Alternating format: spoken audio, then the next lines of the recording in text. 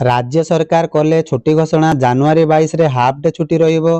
तो जनवरी 22 तारिख रे हाफ डे छुट्टी रहिबो। ए नै बहुत बड़ रिपोर्ट आसी आपण माने गणमाध्यम रिपोर्ट अनुसार एठी आपण माने जानि पारुथिबे कि रामलालांको प्राण प्रतिष्ठा उत्सव पई हाफ डे छुट्टी घोषणा करचंती। 22 तारिख अपराह्न 2:30 जाय ऑफिस छुट्टी घोषणा करचंती राज्य सरकार। ए नै आपण माने स्कूल मध्ये छुट्टी करा जायछि। तो आपण माने जानिथिबे कि जनवरी 22 रे अयोध्या रे हेबो रामलालांको प्राण प्रतिष्ठा उत्सव। एही उत्सव दृष्टि रखी जनवरी 22 को हाफ डे छुट्टी घोषणा कले राज्य सरकार। रामलालांको प्राण प्रतिष्ठा उत्सव पई हाफ डे छुट्टी घोषणा करचंती। 22 तारिख अपराह्न 2:30 जाय ऑफिस छुट्टी घोषणा करचंती राज्य सरकार। सेति मध्ये रे आपण माने जानिथिबे कि केंद्र सरकारको सब ऑफिस और शिक्षानुष्ठान गुडी को बंद रहिबो। सारा देश रे आधा दिन पई केंद्र सरकार छुट्टी घोषणा करिसंती। तो आपण माने रिपोर्ट अनुसार जानि पारुथिबे कि 22 तारिख दिन आपण मानको जनवरी 22 रे हाफ डे छुट्टी रहिबो। ता सहित आपण मानको से दिन स्कूल बंद रहिबो काहेकि ना जो ऑफिस कार्यालय अछि सेमानकर 22 तारिख दिन